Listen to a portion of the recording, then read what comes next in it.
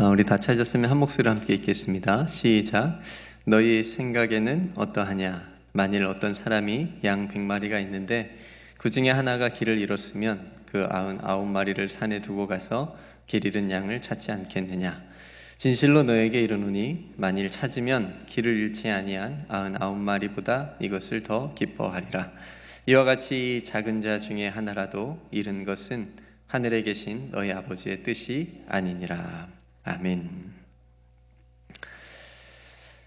예수님께서는 질문을 사용해서 가르친 적이 많이 있습니다. 그러니까 로마 숭배, 로마 황제를 숭배하는 그런 봉부라고 할 수 있는 빌립보 가이사랴에서 예수님이 질문하시죠. 유명한 질문하시잖아요. 뭐라고 질문하시는지 생각나세요? 너희는 나를 누구라 하느냐? 그죠? 처음에는 사람들이 나를 누구라 하느냐 이렇게 물어보시고 난 다음에 꼭 제자들의 생각을 물어보세요. 너희들은 나를 누구라고 어떻게 생각하느냐 이런 질문을 또 하시죠. 선한 사마리아인의 그 비유에서도 등장하는 제사장, 레위인 그리고 선한 그 사마리아인 중에 누가 강도 만난 자의 이웃이 되겠느냐 이렇게 또 질문을 하시면서 생각하게 하시죠. 오늘 또 예수님께서 이야기를 시작하시면서 너희는 어떻게 생각하냐 이렇게 질문을 던지시면서 오늘 말씀이 시작이 됩니다. 어떤 사람이 양 100마리가 있습니다. 그러니까 이 이야기를 듣는 제자들이나 오늘 저와 여러분들도 양 100마리가 있다고 생각하셔야 됩니다. 아니면 그냥 이거는 그냥 하나의 이야기로 끝나는데 저와 여러분들이 생각을 하려면 나에게 양 100마리가 있구나 이렇게 생각을 한번 해보셔야 됩니다. 양을 데리고 목자가 다초원으로 이제 나갔습니다. 근데 시간이 얼마나 지났는지 모르겠지만 세어보니까 한 마리가 보이지 않는 거예요. 목자니까 그렇게 딱 감이 오겠죠. 100마리가 작은 숫자가 아닌데 보니까 한 마리가 안 보여요. 길을 잃어서 무리에 있지 않았습니다. 그러니까 몇 번을 세어보고 아무리 세어봐도 또 세어봐도 보이질 않는 겁니다. 한 마리가 없어요. 그러니까 예수님께서 생각하셨을 때 이 양의 주인인 목자라고 한다면 이 길을 잃어버린 한 마리 양을 그 99마리를 산에 두고 가서 길 잃은 양을 찾지 않겠느냐 이렇게 딱 말씀을 하십니다. 제자들이 어떻게 생각했는지는 성경에 안 나와요. 제자들도 예수님의 그런 생각에 동의를 한 건지 제자들의 어떤 그런 응답은 없습니다. 기록이 되어져 있지 않습니다. 그래서 예수님의 이야기만 본문은 계속 이어가십니다. 제자들도 예수님의 생각처럼 목자라면 정말 주인이라면 그 길 잃어버린 한 마리 양을 찾아 나서야 된다라고 생각한 것 같습니다. 그러니까 뭐 또 특별한 이야기가 없으니까. 그럼 이제 우리들의 생각이 어떤지, 여러분들의 생각은 어떤지 한번. 저는 이거 어렸을 때부터 저 주일학교에서 들었거든요. 이 이야기를 아마 어렸을 때부터 신앙생활 하신 분들은 이야기를 잘 알고 계실 거고 많이 들어봤을 거예요. 들을 때마다 생각을 했습니다. 나는 찾으러 갈까? 이런 생각이 들었었어요. 여러분들이 양 100마리의 주인이라면 어떻게 하시겠습니까? 여러분 찾으러 가시겠어요?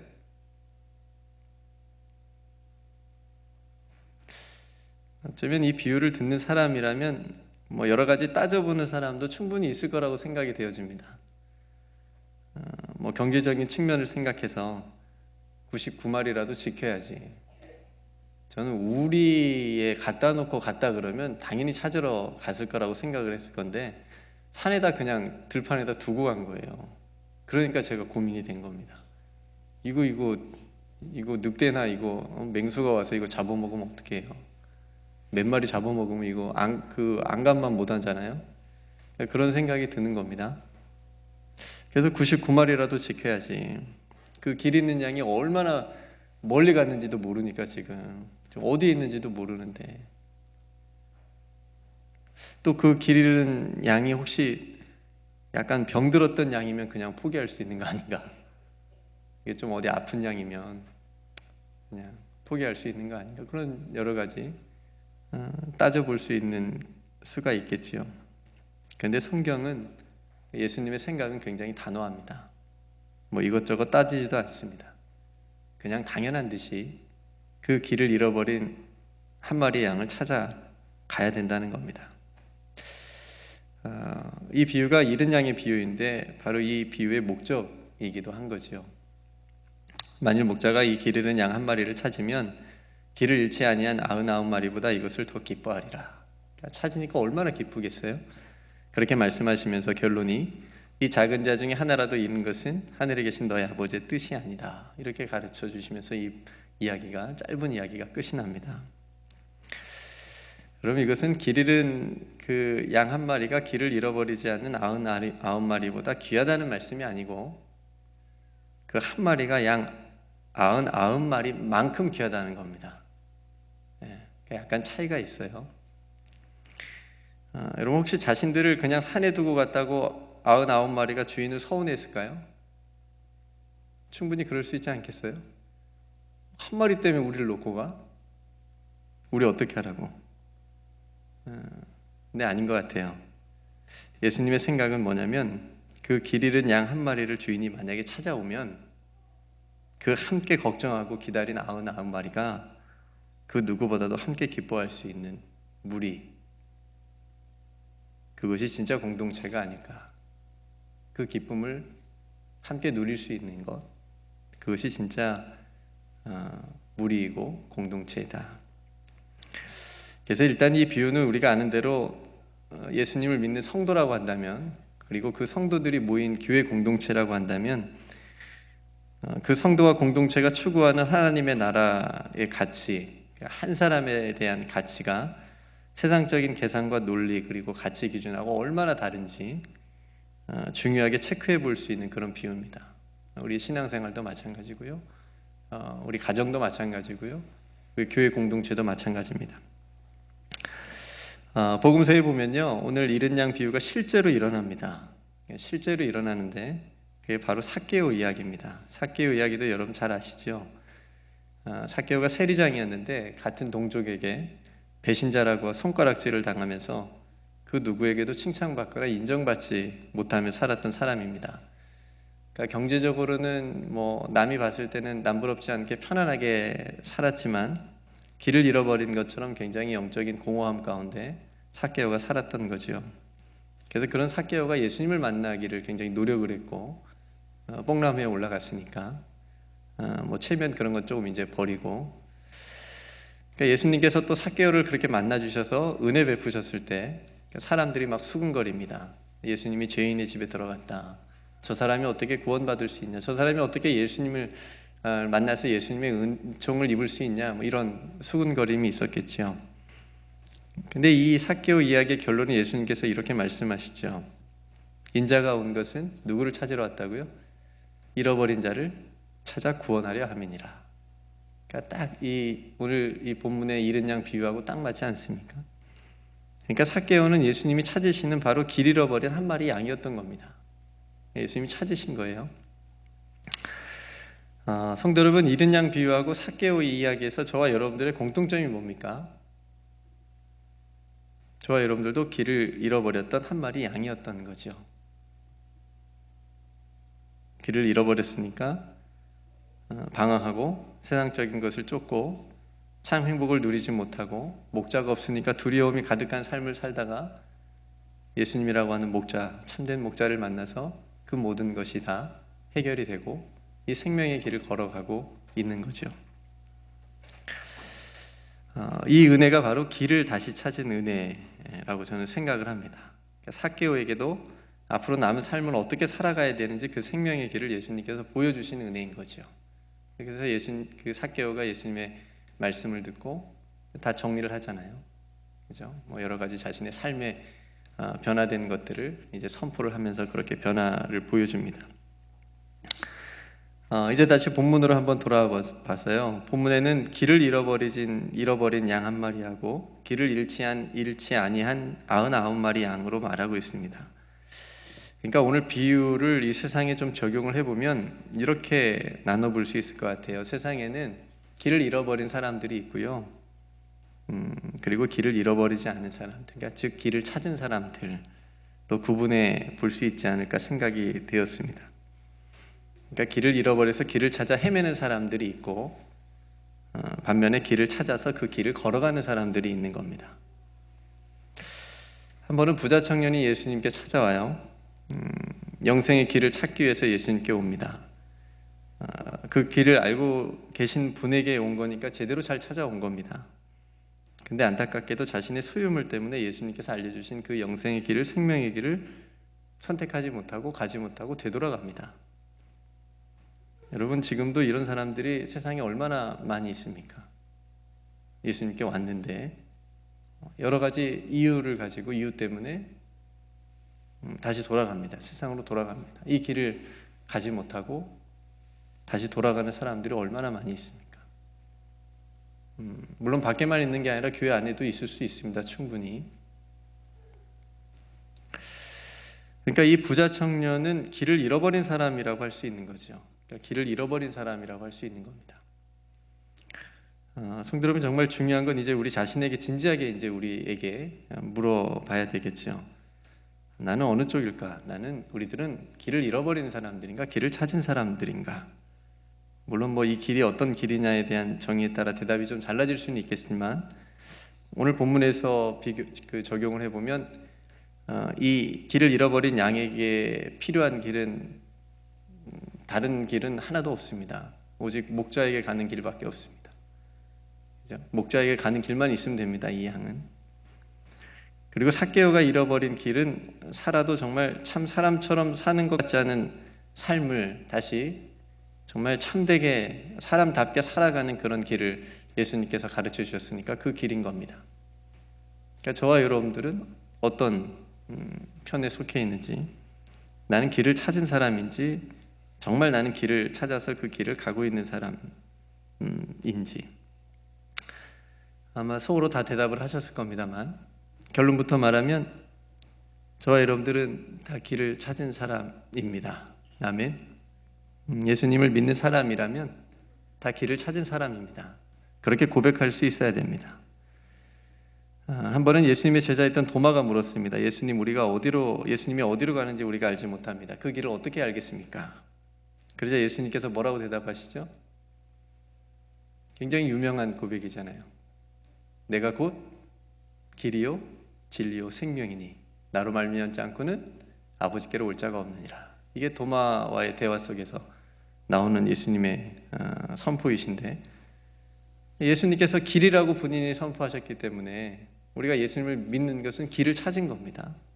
인생의 길을 발견한 겁니다. 그러니까 저와 여러분들은 생명의 길을 이미 발견한 사람들이, 진리의 길을 발견한 사람들인 겁니다. 어디 다른 데서 찾아봐야 찾을 수도 없고요, 찾아봐야 헛고생인 거고요, 헛수고입니다. 예수님이 길이 아니면 아버지께로 올 자가 없다고 말씀하십니다. 나로 말미암지 않고는 아버지께로 올 자가 없다고 말씀하십니다. 여러분, 우리 충희 집사님 집에 혹시 가보신 적이 있으신지요? 시골에, 무주에. 무주가 시골집인데 저도 아직 못 가봤습니다만, 얼마나 시골인지, 저도 시골에 살았으니까 아마 더 시골일 것 같습니다. 전기나 두른지 모르겠습니다. 들어옵니까? 네, 한번 가보고 싶긴 합니다. 근데 예를 들면 우리 충희 집사님 그 시골집, 부모님이 사시는 집에 제가 인사드리러 가고 싶은데 아무것도 몰라요. 주소도 모르고 내비게이션도 없고 아무것도 없다고 생각해 보십시오. 갈 방법이 없습니다. 근데 한 가지 정말 쉬운 방법이 있습니다. 그 뭘까요? 그 집을 아는 충희 집사님과 같이 가면 됩니다. 그렇죠? 저는 충희 집사님만 따라가면 됩니다. 아버지 집 간다고 할 때 따라가면 됩니다. 그러니까 예수님께서 나로 말미암고는 아버지께로 올 자가 없느니라, 이 말씀이 바로 이런 말씀 아닐까요? 우리가 아주 편안하게 도착할 수 있는 방법, 하나님 나라에 예수님과 동행하는 것, 예수님을 따라가는 것. 그러니까 예수님께서 가신 길을 우리가 따라가고 예수님과 함께 동행하면 그 어느새 하나님 나라고, 그 어디나 하나님 나라가 될 수 있다라고 하는 게 우리가 찬송에서도 고백하지 않습니까? 근데 여러분, 이 생명의 길을 가는데 조금 힘들어요. 왜 힘들까요? 여러분 믿음 생활하는데 힘드시죠? 기쁘지만 좀 힘들죠? 좀 벅찰 때도 있지요? 왜 그럴까요? 이 길이 좁아요. 네, 넓지 않습니다. 굉장히 좁아요. 살 좀 빼야 갈 수 있는 길일지도 모르겠어요. 좁고 협착하다고 얘기합니다. 마태복음 7장 14절에 보니까 생명으로 인도하는 문은 좁고 길이 협착하여 찾는 자가 적다. 예수님께서 말씀하십니다. 그래서 이 길을 걸어가는데 필요한 것이 바로 믿음인 겁니다. 물론 이 믿음도 우리 안에서 나오는 믿음으로는 뭐 가다가 유혹도 받고 실족도 하고 막 상처도 받고 그러겠지만, 정말 참된 믿음은 하나님께서 우리에게 주신 믿음인 거죠. 하나님으로부터 오는 믿음, 하나님께서 나를 붙잡아 주시는 믿음, 그런 믿음을 가지고 이 좁은 생명의 길을 걸어가야 되는 겁니다. 그런 성도 여러분, 조금 힘들고 좀 어려워도 하나님께서 주시는 믿음으로 여러분들이 찾고 발견하신 이 생명의 길을 끝까지 걸어가시기를 주님의 이름으로 축복합니다. 여러분, 우리는 이미 은혜로 이 생명의 길을 찾았습니다. 그리고 지금 걷고 있습니다. 이제 우리가 마지막으로 해야 될 일이 무엇이냐면, 아직 길을 찾는 그 사람들, 길을 잃어버린 사람들에게 이 생명의 길을 알려주고 보여주는 겁니다. 이게 이제 우리 기독교적 용어로 하면 전도라고 할 수 있겠지요. 예수님이라고 하는 그 길을, 이 생명의 길을, 구원의 길을 우리가 걸어가고 있는데, 이걸 아직 못 찾은 사람들에게, 잃어버린 사람들에게, 부자 청년처럼 다시 돌아간 사람들에게 보여주고 알려주는 의무가 우리에게 이제 있는 겁니다. 예전에 청년들하고 제주도에 이제 수련회를 간 적이 있는데, 제주도에 가면 김영 미로공원이라는 데가 있습니다. 혹시 가보셨습니까? 한번 가보시기를 추천드립니다. 재밌습니다. 어느 선교사님이, 아무튼 우리나라 사람이 아닌데 외국 사람이 와서 제주도에 그렇게 미로를 만들어 놓은 것으로 제가 기억이 됩니다. 거기 아니더라도 아마 여러분들 미로 찾기를 한 번쯤은 해보셨으리라고 생각이 되어지는데, 미로는 길을 찾는 게임이죠. 길을 막 이렇게 찾는 겁니다. 그래서 편을 나눠가지고 청년들끼리 몇 조로 나눠가지고 가장 먼저 도착하는 팀에게 상품을 주는 그런 게임을 했습니다. 난리 났습니다. 막 돌아다니고 이쪽 길이 아닌가 벼고 막 다시 나오고 막 그러면서 이렇게 게임을 진행했는데, 시간이 얼마쯤 지나다 보니까 종소리가 막 울립니다. 도착했다는 겁니다. 그러니까 도착점에 종이 있었던 겁니다. 종을 막 이제 울리게 되면 이제 어떤 팀이, 어떤 조가 이제 도착을 한 겁니다. 먼저 도착한 청년들이 아직 길을 찾지 못해서 미로를 헤매고 있는 청년들을 향해서 그 다음부터 막 소리를 지릅니다. 야, 그쪽 아니야, 이쪽로 가. 장난칩니다. 그쪽도 막다른 골목인데 그쪽 길을 알려주는 겁니다. 막 이렇게 장난치면서 착한 청년들은 또 진짜 길을 제대로 알려주기도 하고, 그러면서 막 깔깔댑니다.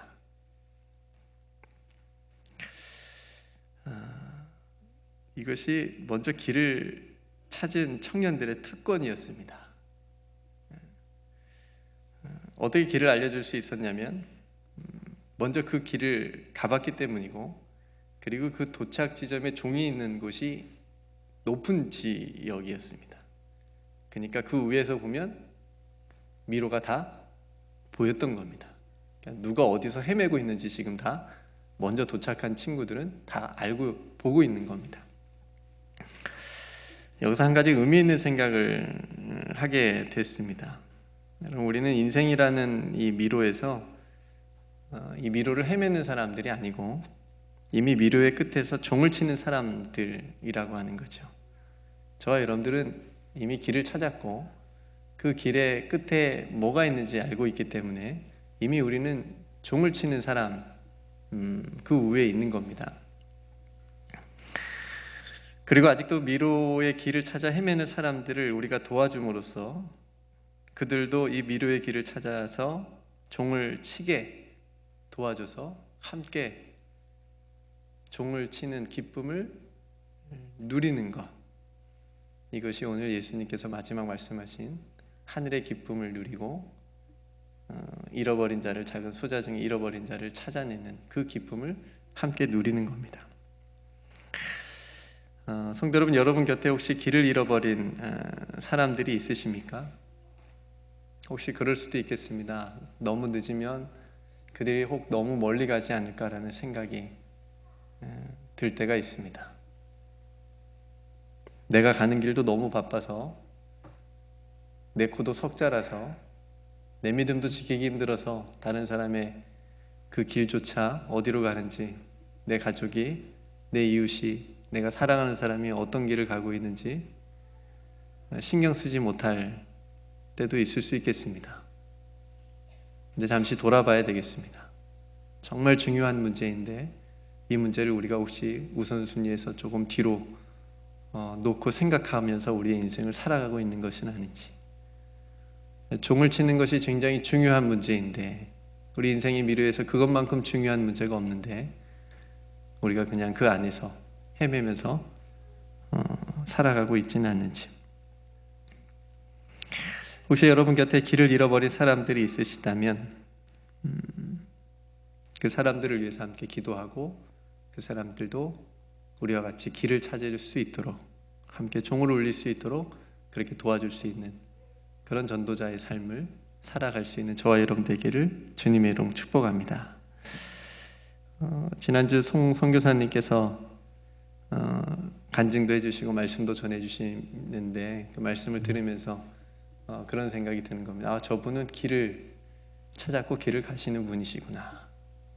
제가 그것도 모르고 이제 모시고 오면서 그런 대화 중에 선교사님 은퇴하시면 제가 살았던 순천이 너무 좋은데 그 순천에서 사시지요.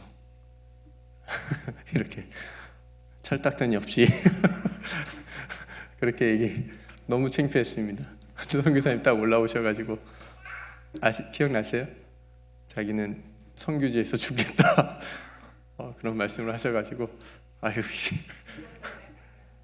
네, 그런 분을 제가 그냥 편안하게 좀 남은 여생을 사시도록 그렇게 말씀하신 거지만 그분은 마음 깊숙한 곳에 더 깊은 더 생명의 길을 발견하셔서 그 길을 가시겠다고 결단하신 거 아니겠습니까?